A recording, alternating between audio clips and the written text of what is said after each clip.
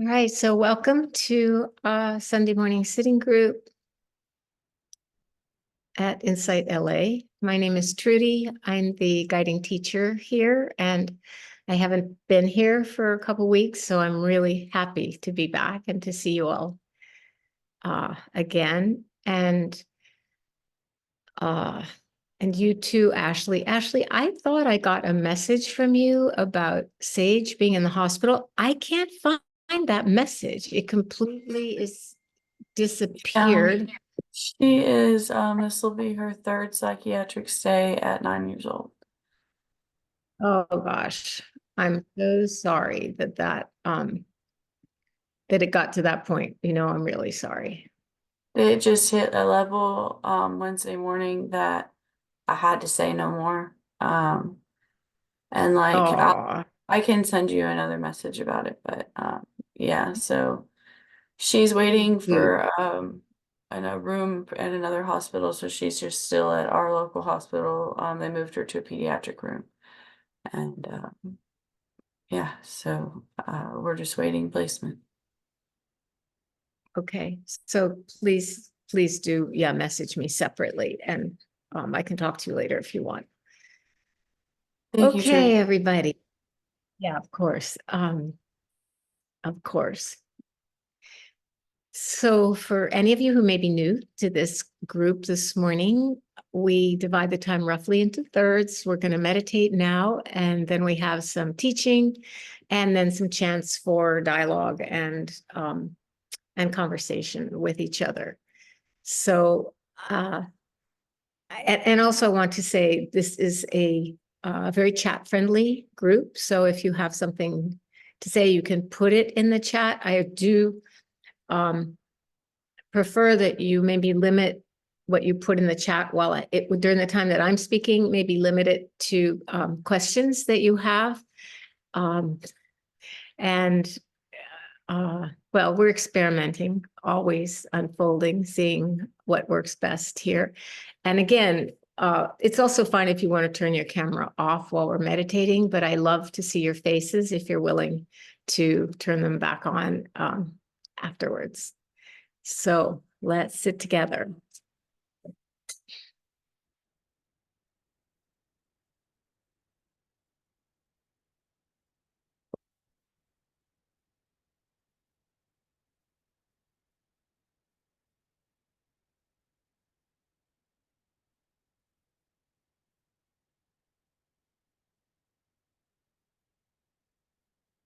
So we begin by taking 3 deep, intentional breaths.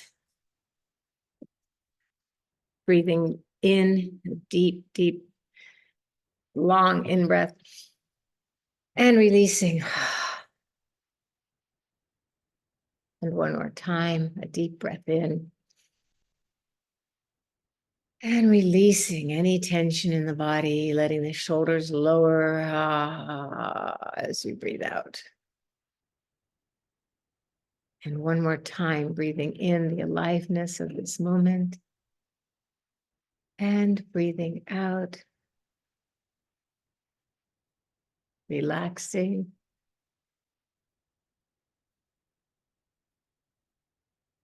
Relaxing.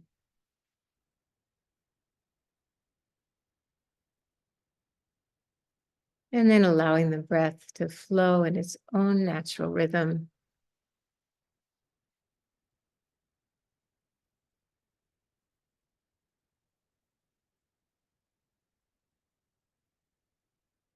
And it's good to bring attention to the breath, to appreciate that the breath just breathes us and we don't have to make it happen. We can relax and trust.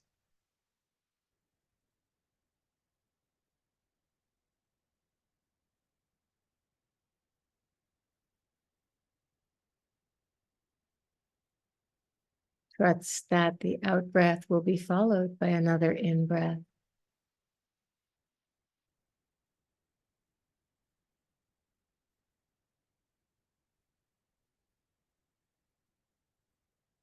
And that this is a trustworthy process. as long as we're alive.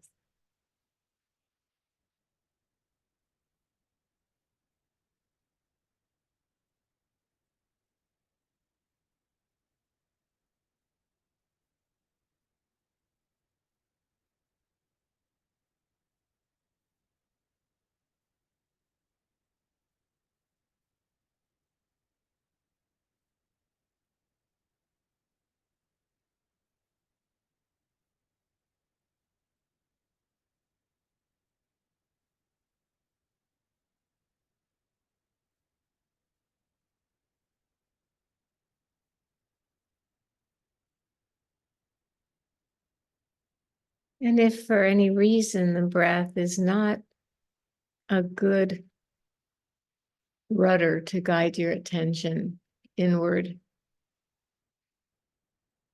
for whatever reason, you can bring attention to the sensations in the body.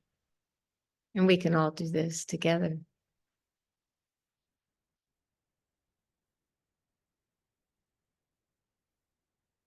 Just sensing and feeling the aliveness of the body.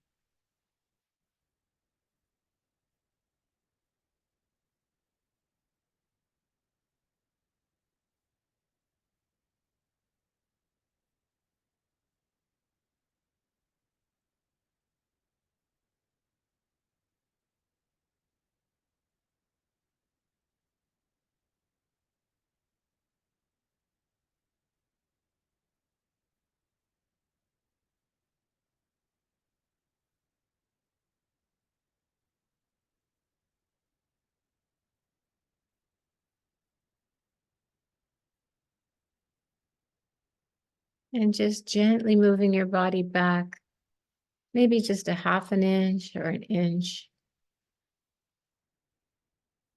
Sitting back into this posture of receptivity.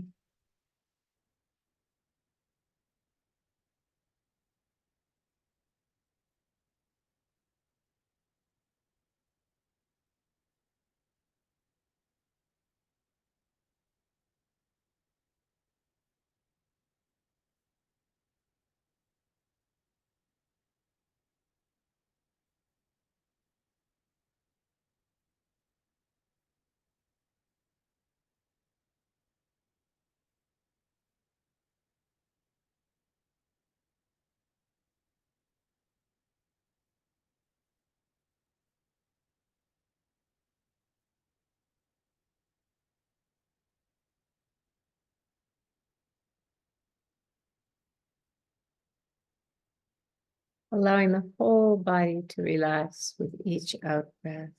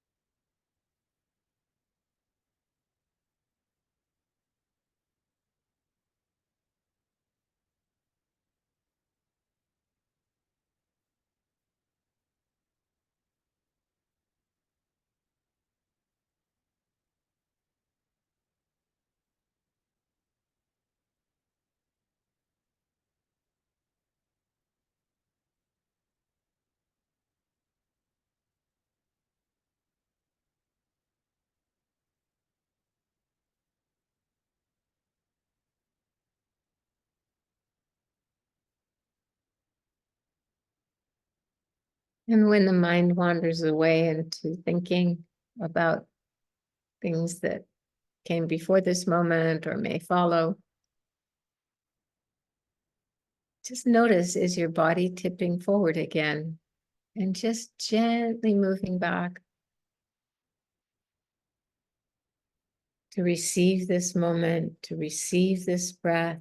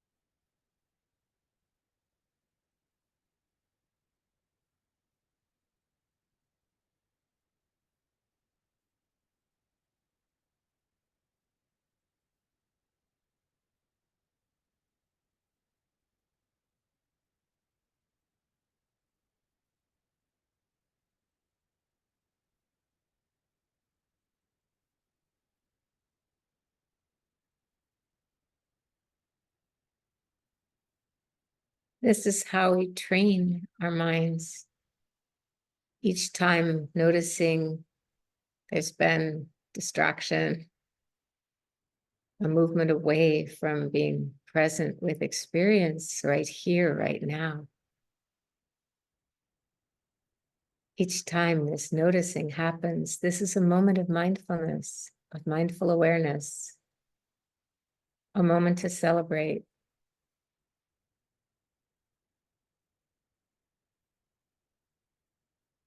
Returning home, home to the heart.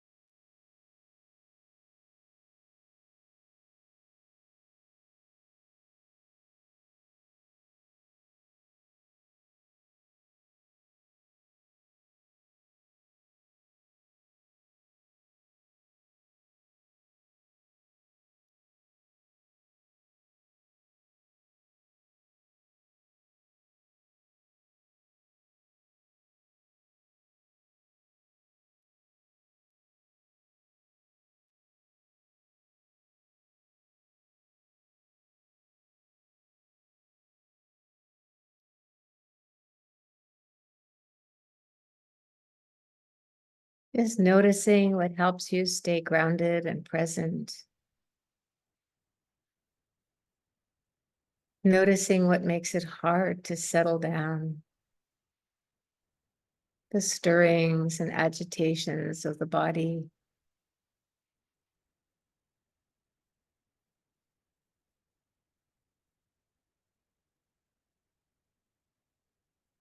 And coming back to staying with the sense of ground, of being here, now.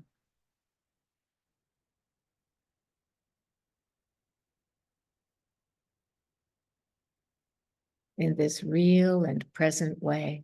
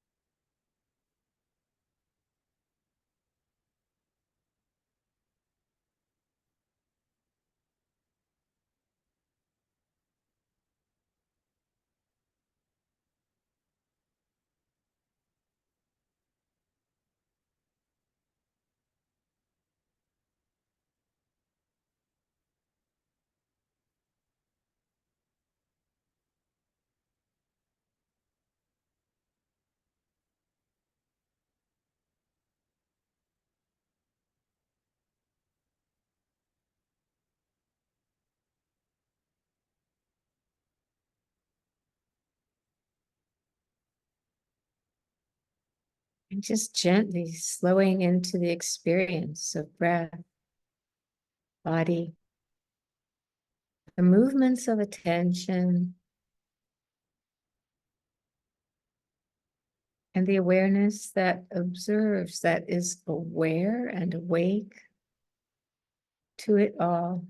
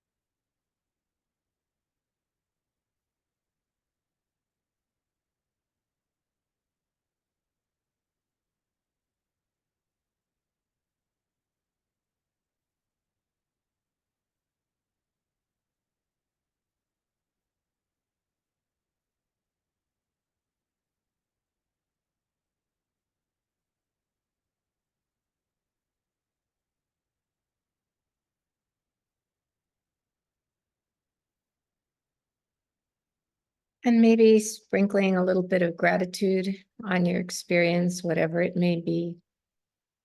Just the gratitude to be here, to be alive.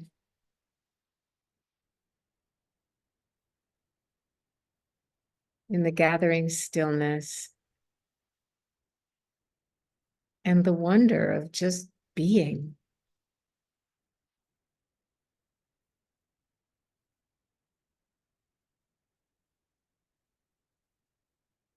Nowhere to go, nothing to do. No one we have to be. Just the wonder of this self, this being here.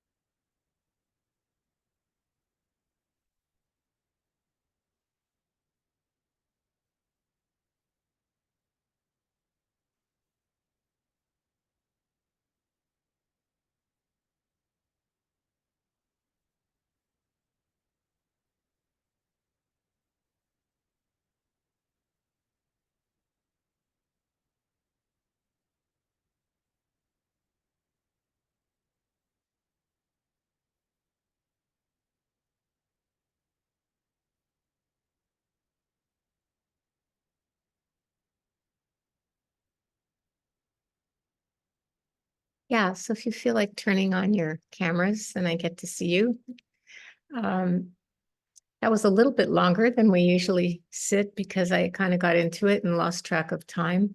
Sorry about that. But I gave you more time to settle in.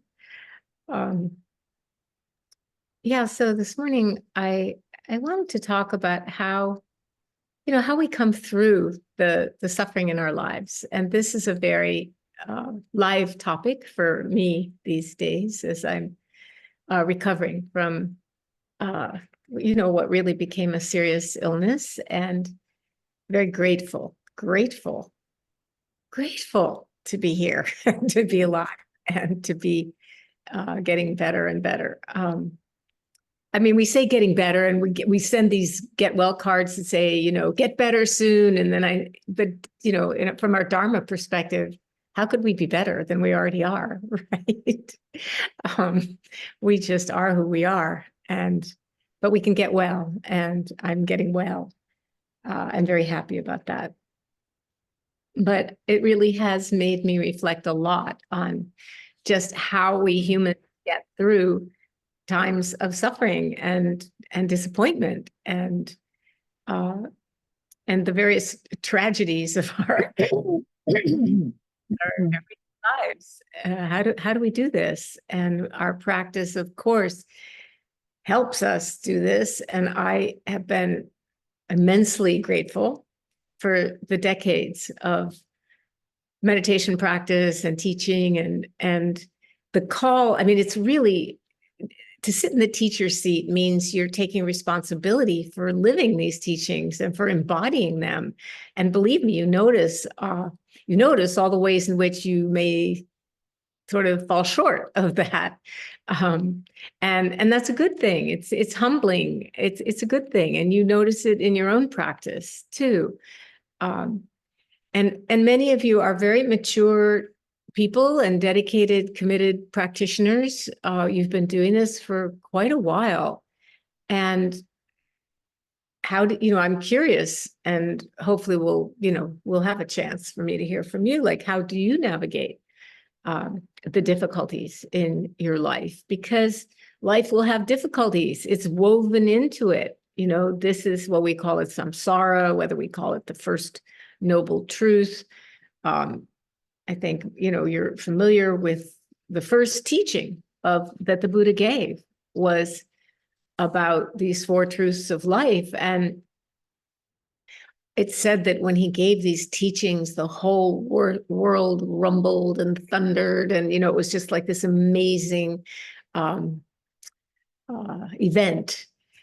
And I know for me, when I heard the teaching about the first noble truth and understanding, that just pain is part of life, it was very relieving. It was just understanding that it wasn't my fault, that it wasn't the wrong choice of life that I was in, that our physical bodies and our relationships and all our life circumstances are fragile and subject to change. And we're always accommodating to that. And that's how it is. That's how it is. And, the second truth is about the mind's struggle in response to challenge. At one point when I was in the hospital in Costa Rica, I got very close to my wound care doctor because she came every day. And the nutritionist who asked you what you wanted to eat, and she was my favorite, I have to admit. And I think I was one of her favorite patients, because when she would walk into the hospital room, I would just be overjoyed. I wanted to hear all about the food that we were going to get to eat. I mean, this is after, about halfway through the stay when I was interested in eating. But my mind was struggling with my situation, I mean, whoever heard of, I spent almost 6 weeks in Costa Rica without even going swimming or hiking or anything that you would consider that kind of fun. And I was complaining. This was probably, I don't know, a week in. I was complaining. I was better enough to complain to my wound care doctor about, it's going to be months until I can swim again. And those of you who know me, the water is really where I love to be. And she just looked at me, you know, and she said, Trudy, less than 30% of people survive what you had. And that was what we call in Zen a turning word. Like when she said that, the complaining just fell away. And it was like, okay, okay. I had what we would call an attitude adjustment or an insight. um, and realized, yes, this is all about gratitude now, gratitude for being alive. And that's the third truth, that this suffering can end, that we can drop our struggles and our fighting with reality. We can really have a peaceful mind, a non-struggling mind. It's a possibility. It's probably not a 24/7 possibility, but it's something that we know and we can return to reliably. And the program for learning how to reliably return to it is what's called the fourth truth or way of living, fact of life, the eightfold path. You know, and that is, I'm not going to, this is not a class on the eightfold path right now, but just to say wise understanding, realizing the cause of suffering, that it's really our attachment to ourselves and what our agendas and what we want and dreamed and imagined for our lives, versus who we actually are and what life actually is, a wise intention, our motivation to end suffering for ourselves and others as much as possible, wise speech, speaking in a way that's clear and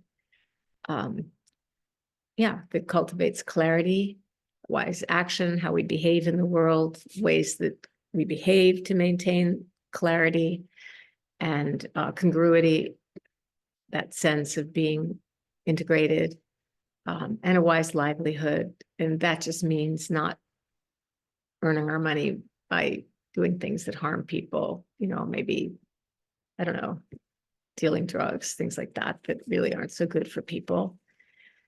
And wise concentration, what we just practiced in our meditation, cultivating a steady and focused and more ease-filled mind and heart. And then, of course, wise mindfulness, cultivating alert, balanced attention. So this is how we can, you know, this is sort of the general framework for how we can live the Dharma, right? In our incarnation, in whatever form of struggle or suffering or situation that you or I find ourselves in, we don't turn away from it. That's the challenging part. We don't turn away from it. We actually gaze at it, towards it. And we just, you know, as the poet Naomi Shihab Nye says, we take the measure of the cloth. We understand that our suffering is not our fault, that it's not a mistake, that it's just part of life, of impermanence, that there's joy and there's sorrow and there's, was it Susan Sontag? Was it the book Illness as Metaphor? Came out in the 70s, where she talked about the kingdom of the sick and the kingdom of the well. You know, we have our sojourns in each kingdom. And when you're in one, you're very far away from the other one. You know, when you're well, you don't think about being in the hospital or anything like that. When you're sick, you feel pretty exiled from the everyday busy life that you had before. So there's this duality that is the nature of our existence. And I think what helps is this practice that, you know, as we learn to include more and more and more in our loving awareness, what happens is that we can hold these opposites in our heart, the joy, the sorrow, the love, the hate. Any of you who live in an intimate relationship, you know that love and hate succeed each other, sometimes very rapidly. I know there's moments when, you know, Jack, who has been the most steady, loving husband throughout all of this, will do or say something. And I just feel like I'm 5 years old saying, I hate you. And, you know, these moments, they happen. Now, they pass very quickly for me at this point in my life, thank goodness. And I can laugh about them, but but it's real. We have what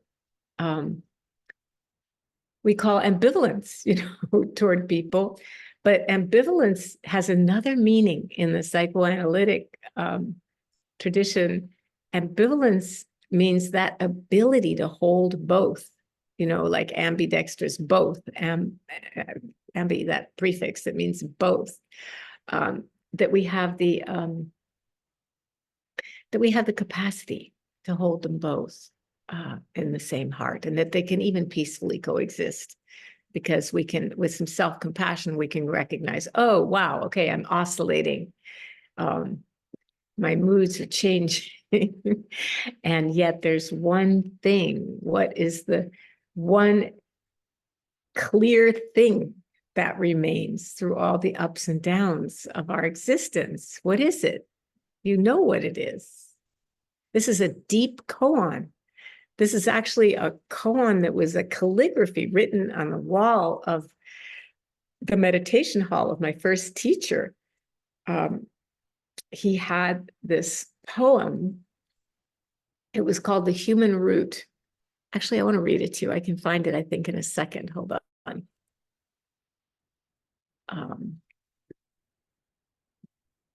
And he had made a calligraphy out of this poem. And it goes like this: coming empty-handed, going empty-handed. That is human. When you're born, where do you come from? When you die, where do you go? Life is like a floating cloud which appears. Death is like a floating cloud that disappears. The floating cloud itself originally does not exist. Life and death, coming and going, are also like that. But there is one thing which always remains clear. It's pure and clear, not depending on life and death. And this is the koan. This is what he had written in his beautiful calligraphy on the wall. Then what is the one pure and clear thing? So this actually, we would do our sitting meditation, and then we would do a round of walking meditation. And so you would walk past this poem and past this question, what is the one pure and clear thing, many, many times in the course of a retreat. So it really functioned like you didn't even have to concentrate to keep it in your mind. It was just there on the wall, and you passed it over and over. And in the boredom of long meditation retreats, you would read anything that your eyes would light upon. And so I ask you, what is that one pure and clear thing? I know you know. And if you want to put it in the chat, I will open the chat and take a look.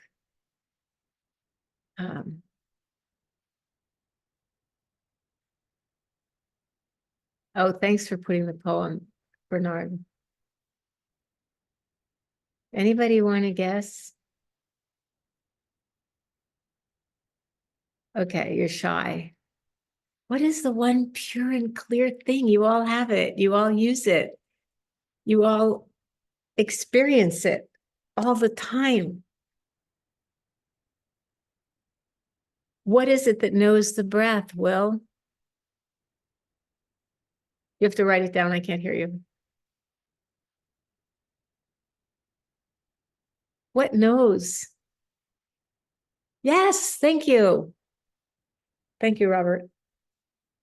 Awareness knows the breath. Awareness knows each other. Awareness knows what's happening. And that really is the one pure and clear thing. And that's what helps us, hold this duality. It's held in awareness. It's held in loving awareness.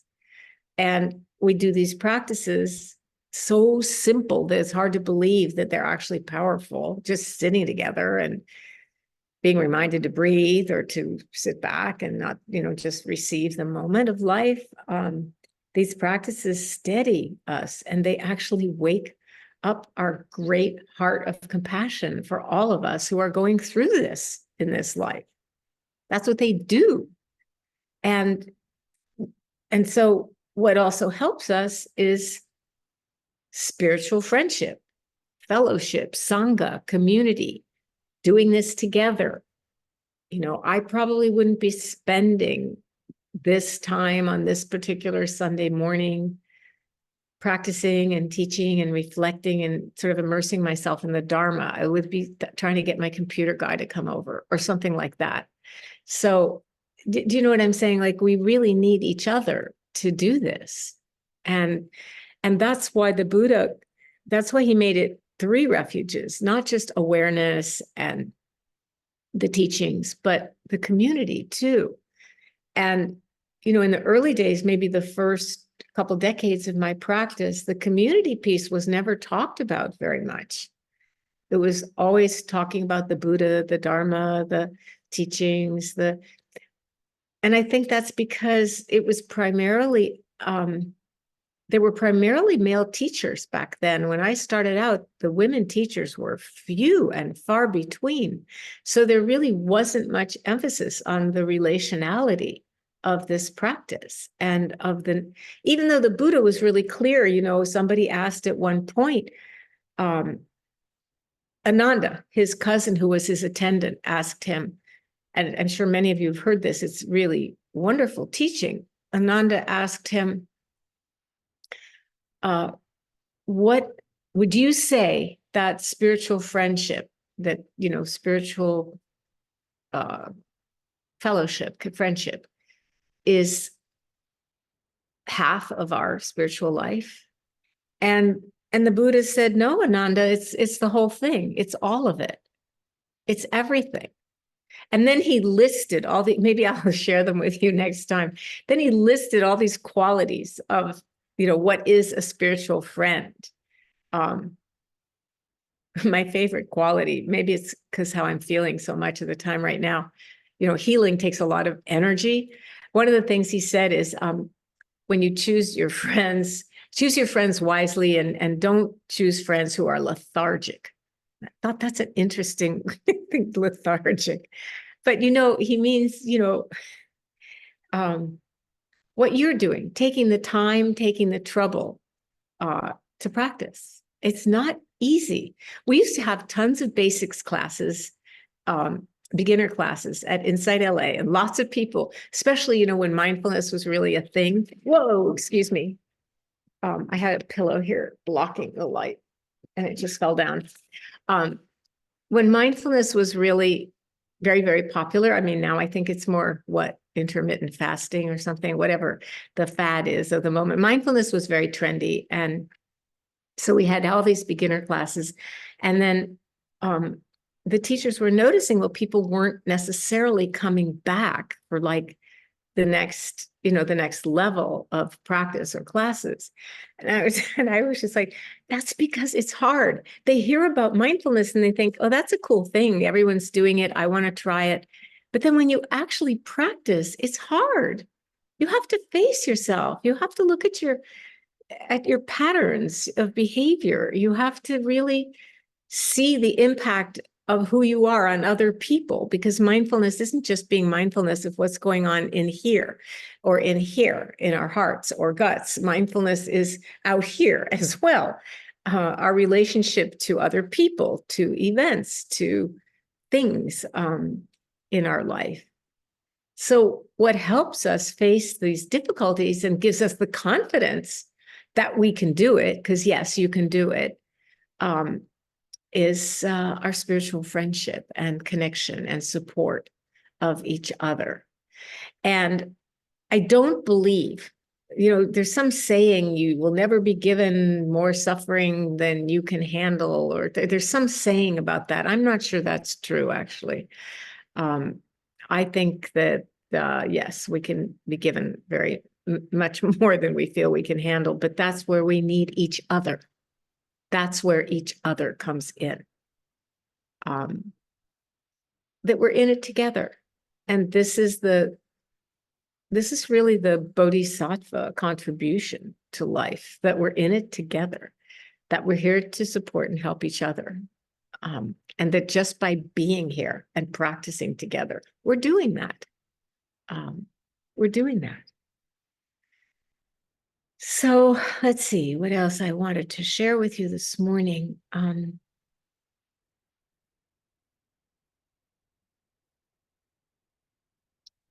So then, as mature practitioners, what would it mean to have the happiness that the Buddha talked about? And I think when the Buddha talked about happiness, he really wasn't talking about the happiness about something. I think he was really talking about the happiness of just being, the ability to just exist with contentment and peacefulness, just that. And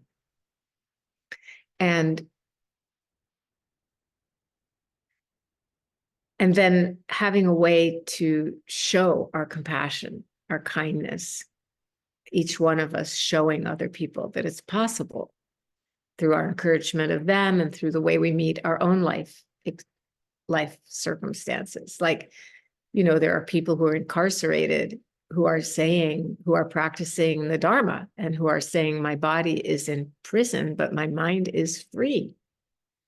That's a huge, huge thing to say. That's a huge blessing to have inner freedom. And so I think it's really good for us to reflect on what allows us to live that way, to live at least more that way, because our living that way definitely benefits the world. I do believe that.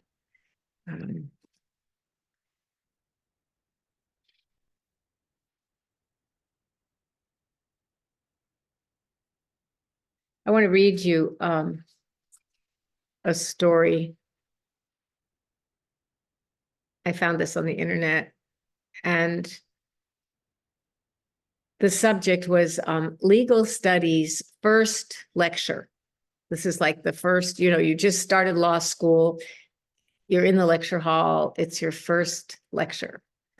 And the professor walks into the lecture hall and looks around and sees a student and says, hey, you there in the 8th row, can you tell me your name?